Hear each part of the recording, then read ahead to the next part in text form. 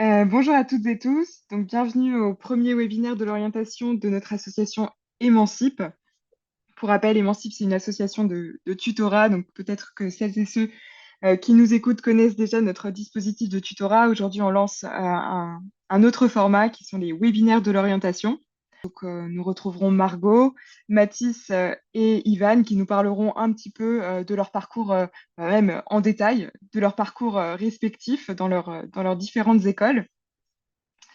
Donc, on va animer une première séquence avec Julia de questions-réponses avec nos intervenants pour connaître donc le contenu de leur parcours, ce qu'ils ont apprécié, ce qu'ils ont moins apprécié, ce qu'ils font aussi aujourd'hui pour que vous ayez une vue assez précise de leur parcours en école d'ingénieur. Par exemple, à Margot de commencer et de se présenter brièvement pour qu'on puisse vous identifier. Bonjour à tous, ouais, je m'appelle Margot, j'ai 27 ans et je suis ingénieure en mécatronique de l'INSA à Lyon et je travaille maintenant depuis presque 5 ans comme ingénieure R&D dans une entreprise qui développe un robot d'assistance pour la chirurgie. Voilà. Merci. Mathis, par exemple, qui s'affiche ensuite à mon écran. Oui, donc je m'appelle Mathis, j'ai 28 ans, je suis originaire de Normandie. J'ai fait une classe prépa pour mes études sup. Après, j'ai fait une école d'ingénieur et maintenant je suis ingénieur. En l'occurrence, je fais un VIE, donc c'est un contrat à l'étranger. J'habite en Suède, à Malmö, et je suis ingénieur en amélioration, on va dire, dans une entreprise qui fait des vitres de voitures. Parfait, merci bien. Et Ivan, pour clôturer cette première présentation. Moi, c'est Ivan, j'ai 23 ans et donc, je viens de Marseille originellement. J'ai fait un bac S et un DUT en réseau et télécom à Marseille, puis une école d'ingénieur en région parisienne. Et donc là, je suis ingénieur réseau. Euh, je suis un grand fabricant réseau américain à Paris. Merci beaucoup à tous les trois pour ces premiers mots d'introduction. Donc, on va entrer maintenant dans le cœur de la conversation avec une première question qui va nous permettre de saisir un petit peu vos parcours respectifs, de comprendre le contenu de votre parcours, le rythme de travail. Donc, par exemple, je vais m'adresser à Margot qui a déjà introduit la session de présentation. Qu'est-ce que tu peux nous dire, Margot, sur ta filière d'études? Quel était le contenu des cours, la charge de travail? Nous présenter un petit peu l'école par laquelle tu es passée. Alors donc moi j'ai fait l'INSA à Lyon, donc c'est une école d'ingénieur post-bac, donc avec une prépa intégrée pendant 2 ans et ensuite c'est une spécialisation pendant 3 ans. Moi je suis rentrée donc après un bac S directement donc en prépa intégrée. Et donc pendant 2 ans c'est des cours assez généraux hein, d'ingénierie. Donc il y a les maths, la physique, la chimie, l'informatique, la mécanique, c'est assez large. Et ensuite, à la fin des 2 ans, on choisit une spécialité. Donc à l'INSA Lyon, il y a, je sais plus, je crois, une dizaine de spécialités différentes. Donc moi, j'ai choisi mécanique, mais on peut faire aussi génie civil, électrique, informatique, environnement. Enfin, il y a plein de spécialités comme ça.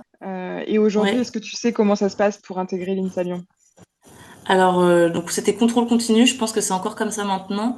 Et ensuite, par contre, en fonction du dossier, on passait à un entretien dans l'INSA qui était la plus proche de chez nous. Donc, moi, j'ai passé mon entretien à l'INSA de Rennes, même si du coup, je suis allée à l'INSA Lyon après, parce que je venais de Rennes.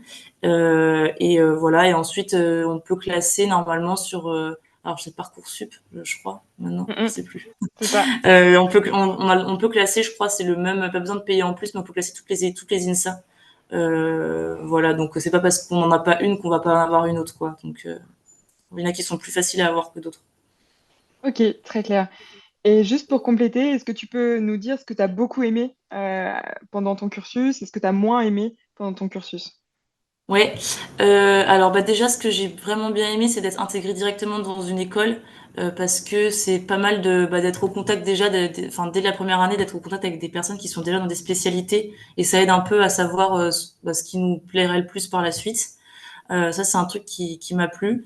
Et puis ensuite, c'est aussi toute la vie étudiante qui est super riche. On vit tous sur le campus. Il y a plein d'assauts différentes. Le sport, il est beaucoup mis en avant dans ces écoles-là. Moi, c'est quelque chose auquel j'étais sensible aussi. Et puis aussi, une autre chose qui m'a plu, c'est quand même la proximité avec le monde industriel. Il y a beaucoup de partenariats avec pas mal d'entreprises qui vont permettre de faire des projets qui sont très appliqués dès les premières années. Donc ça m'a plu. Après, les moins, ça dépend un peu ce qu'on cherche, mais c'est comme une école qui est assez généraliste. Si on veut se spécialiser très vite dans un domaine, par exemple l'informatique ou autre, il y a des écoles qui sont plus spécialisées là-dedans dès la première année. Donc voilà, ça dépend un peu ce qu'on cherche. Je vais demander à Ivan de nous présenter aussi son parcours à l'issue du bac. Très bien, merci. Bah, du coup, après le bac, je suis arrivé en DUT. Donc, à l'époque, c'était une formation de 2 ans à l'université d'Aix-Marseille. Et donc, un DUT, ça ressemblait pas mal au lycée, dans le sens où c'est à l'université, mais tu t'es quand même obligé d'aller à tous les cours, contrairement à la fac. Et en pratique, c'était. Donc, en réseau et télécommunications, on a fait des réseaux, des télécoms, donc c'est de la physique, un peu comprendre comment fonctionnent les ondes, comment toutes les maths un peu derrière, comment faire du signal, etc.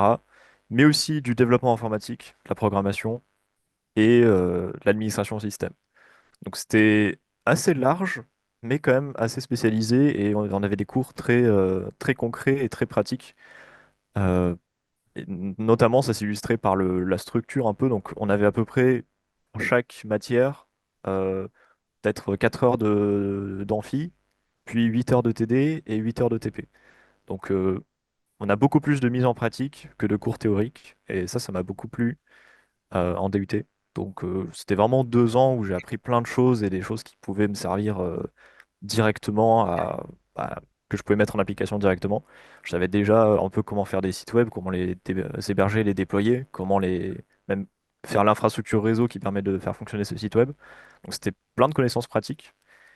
Et après ça, moi, dès le lycée, je voulais un peu être ingénieur. Je savais que je voulais être ingénieur, donc j'ai vu qu'il y avait des passerelles vers des écoles d'ingénieurs. Donc je suis allé à Télécom Paris, où là c'était une formation de 3 ans dans une école d'ingé très généraliste. Donc j'ai un peu perdu ce côté spécialisé, et j'avoue que ça m'a un peu manqué. Mais heureusement, j'ai choisi une filière en alternance. En fait, au bout de la deuxième et la troisième année était en alternance. Donc là, je me suis retrouvé dans une entreprise, Cisco, c'est l'entreprise où je suis encore actuellement. Merci beaucoup. Et Mathis, peut-être pour clôturer cette première séquence sur la découverte de vos parcours respectifs, est-ce que tu peux nous dire voilà, par quelle filière tu es passé? Oui, alors moi j'ai fait une prépa scientifique. La filière de ma prépa c'est PTSI-PT. Donc il y a différentes filières parmi les prépas scientifiques. Moi je vais peut-être parler que de la mienne parce que c'est celle que je connais le mieux. Et à l'issue de cette prépa, j'ai fait une école d'ingé. Donc là, ça renvoie un peu à ce que Margot et Ivan ont raconté. Et j'ai fait aussi ma dernière année d'école d'ingé en alternance. Donc ça renvoie complètement à ce que Ivan vient de dire. Donc moi, si je me focalise plus sur la prépa, alors c'est une formation qui est intense. On a beaucoup de cours. Voilà, je veux pas effrayer trop, mais c'est globalement du 8h-18h à part le jeudi après-midi qu'on a de libre. Plus on a 2 heures de ce qu'on appelle des calls, donc c'est des oraux d'1 heure en petits groupes de 3. Et globalement, c'est pour tester si l'assimilation du cours a été bien faite. Donc on a des calls dans toutes les matières. Les matières qu'on a, c'est en tout cas dans ma filière, des maths, de la physique, des sciences industrielles, sciences de l'ingénieur, c'est pareil. Et après, un petit peu d'anglais, un petit peu de français. On avait un esprit de groupe qui était vraiment super satisfaisant, super agréable, parce que on n'était pas dans l'esprit du concours de dire peut-être que mon voisin il va me passer devant au concours. Non, en fait, on travaillait tous ensemble pour pouvoir avancer ensemble dans un même objectif. Donc ça, c'était quand même assez réconfortant. Donc ça, c'était des choses qui sont vraiment des points positifs. La prépa, c'est certes difficile, mais ça fait grandir, ça fait se forger un caractère. Merci beaucoup à tous les trois pour cette première partie. Je vais laisser la main à Julia. De revenir un peu à à l'élève que vous étiez en terminale et de se demander comment on fait en fait pour faire son choix d'orientation. Je pense qu'en termes de ressources, ce qui a beaucoup joué, c'est un peu les présentations qu'on a eues des différentes débouchés par des personnes qui étaient actuellement dans ces formations-là. Margot, est-ce que tu veux nous faire ton retour? Alors bah moi au lycée j'hésitais beaucoup entre tout l'aspect médecine, un peu les sciences, enfin j'hésitais entre pas mal de choses. Alors je me suis quand même rendu compte que j'avais pas spécialement envie de faire des études de médecine, mais que j'étais quand même bien intéressée par toutes les technologies qu'il y avait autour du domaine médical. Et du coup j'ai commencé un peu à me renseigner, je sais plus trop comment, mais j'ai un peu découvert le monde de la robotique médicale, les prothèses, tout ça. Et en fait, je me suis dit, en fait, j'ai envie d'être ingénieur et de travailler dans ce domaine-là, quoi. Mathis, est-ce que tu veux conclure sur cette question? J'ai longtemps hésité à faire soit un DUT, soit une prépa, parce que j'avais certes des résultats pas trop mal, mais j'avais un peu peur de me lancer dans une prépa. Je m'étais dit que ça allait être trop dur, ou voilà, je savais pas trop. Donc j'ai hésité longtemps, vraiment jusqu'à la dernière minute. Au final, j'ai opté pour la prépa. Ce qui m'a fait prendre ce chemin, c'est il y avait un peu de confort à me dire que j'avais des copains aussi qui prenaient cette même voie. Donc, bon, s'il y avait besoin d'un petit soutien, soit au niveau des cours, ou soit un peu psychologique, bon, c'était un peu confortant de les avoir. Euh, et il y a aussi une chose dont je me suis rendu compte. Alors, j'étais assez mal informé sur les prépas intégrés à l'époque. J'en avais un peu entendu parler, mais j'étais pas si bien informé que ça. Et bon, faut dire ce qui est. À l'époque, j'étais pas prêt. J'étais pas du tout prêt à avoir, enfin, à être autonome, partir dans une autre ville, vivre ma vie tout seul. J'avais besoin encore d'être voilà, dans une structure un peu qui était connue, quoi. Parce que comme les prépas sont dans des lycées, bon, bah, c'est quelque chose qui est assez familier. Comment on fait pour arriver à concilier finalement cette vie étudiante et éventuellement un engagement associatif, par exemple, avec les études? Je sais pas, Margot, si tu veux commencer.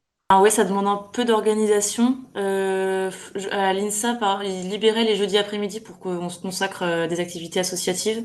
Donc il y a beaucoup de gens qui faisaient du sport. Il y avait les compétitions sportives universitaires le jeudi après-midi. Mathis, est-ce qu'il y a vraiment pas de vie en prépa?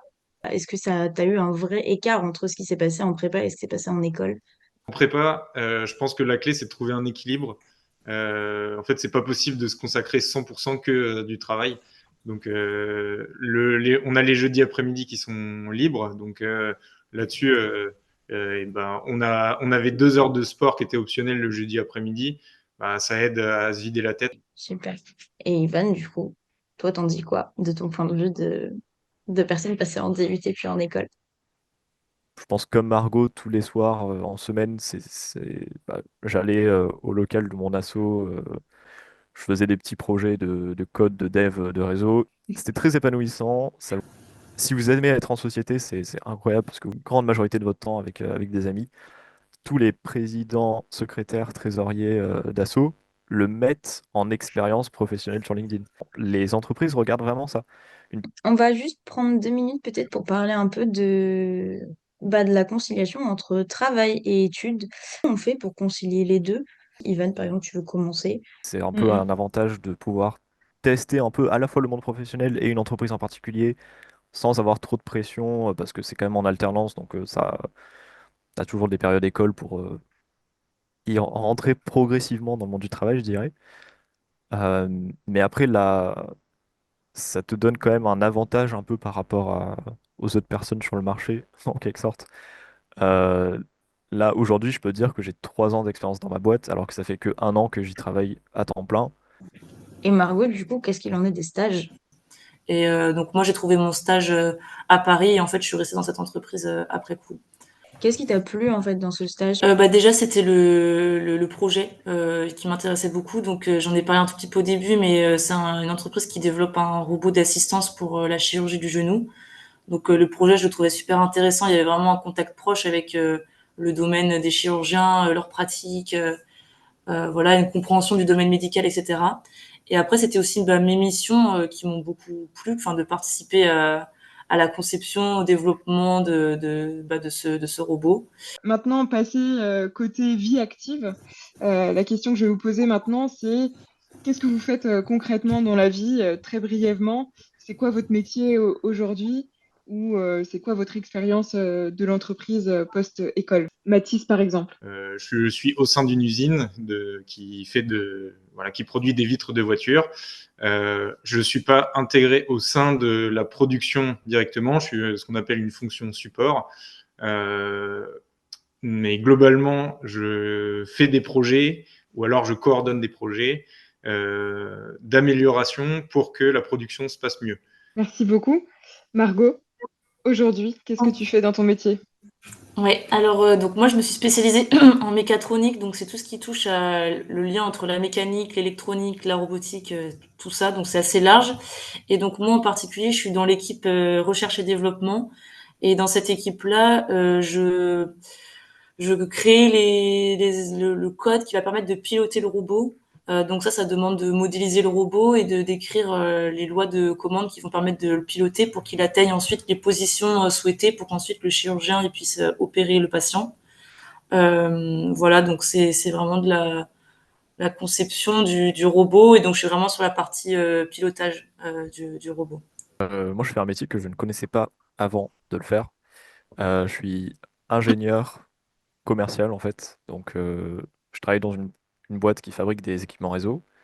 Et donc, c'est des équipements un peu complexes, des solutions un peu complexes. Et moi, mon but, c'est de parler aux clients pour créer une relation avec le client, comprendre leurs besoins techniques et ensuite leur proposer une architecture, un design de solution réseau qui répond à leurs besoins et qui utilise nos équipements. Et puis, pour clôturer maintenant le webinaire dans son entier, je vais vous poser la question signature du webinaire, qui est la suivante. Je vais vous demander de choisir 3 mots pour illustrer, pour imager votre parcours post-bac. Mathis, par exemple, tu t'affiches à mon écran, donc je vais te laisser prendre la parole. Le travail paie toujours. Pour Margot, quels seraient tes mots-clés ou alors ta formule de résumé de ton parcours? Stimulant, l'autonomie et les rencontres. Et Ivan, quels seraient tes 3 mots magiques? Ce serait apprendre par la pratique. Un grand merci donc à nos 3 intervenants. N'hésitez pas, comme disait Julia, à nous faire des retours aussi de votre côté.